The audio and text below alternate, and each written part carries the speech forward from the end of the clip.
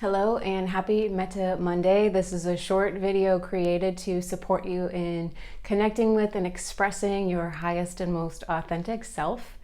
And today I'm talking about mindfulness and embodiment, which to me are very complementary but not the same thing. And I would like to start with just describing a mindfulness course that I took with my meditation teacher almost 5 years ago, which I can't believe it's almost been 5 years. And, you know, the experience that I had going into it, I was a little bit arrogant because I was a yoga teacher.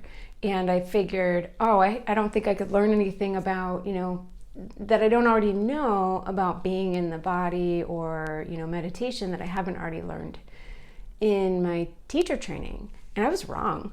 I was so amazed at the way that we were led into the inner resources held in the body. So I talk a lot about the 4 abodes of the heart. And there was just this natural well that lives within me that I discovered, that we each have this infinite resource within us of, heart qualities, as well as our values, So I understood that, love and compassion and also integrity and honesty, these weren't just ideas, they were values held in the body.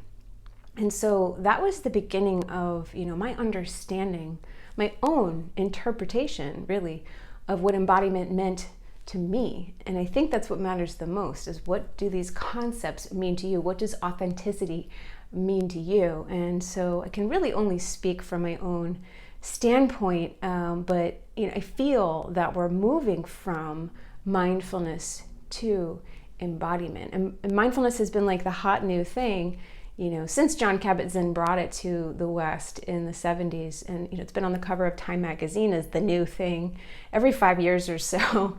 And we're finally, everybody watching this video, I think, knows that it's been like in the broader conversation for the last several years, to the point where it's misused, misunderstood. I have another video about that piece of it.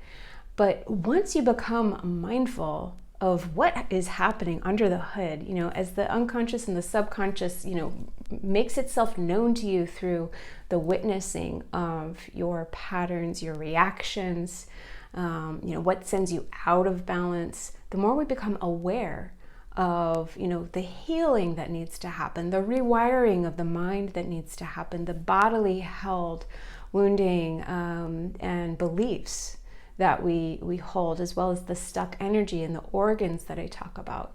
The more that we become aware of the body, mind, emotional system and what needs tending to, and the more that we tend to that, the more we have this opportunity to pivot towards embodied living.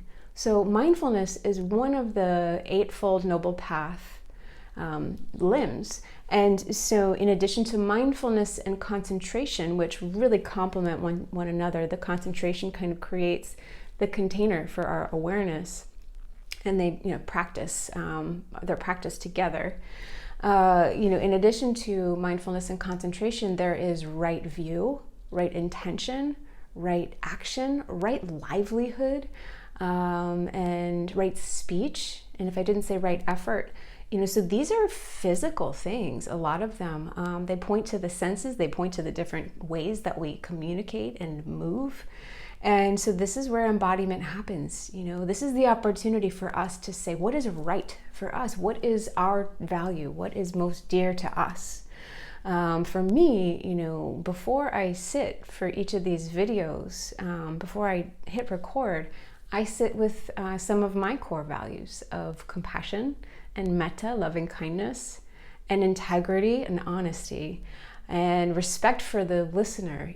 I have a lot of appreciation for people who, like you, who get to the 5-minute mark or beyond in my videos, who take the time to do that. I sit with my values in an embodied way. What does love feel like in the body? What does integrity feel like in the body?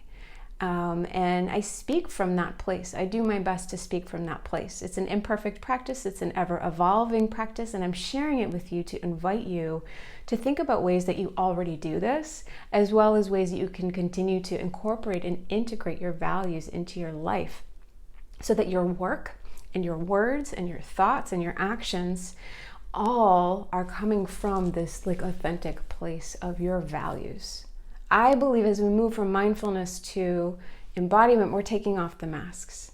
You know, in mindfulness, we become aware of the way that we sort of put on one mask to shift towards, you know, being in the family versus being in our job versus being out in the world or being social.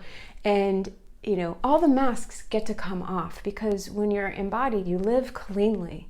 It is way less stressful and it's so much less complicated. You know, it's so much simpler to just be in your values and live from that place.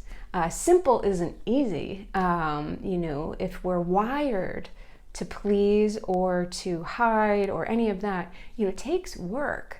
But I think, you know, moving towards being this open and undefended person, moving through the world in as an authentic way as possible is, to me, the most satisfying way to be. It means being okay and being comfortable with vulnerability.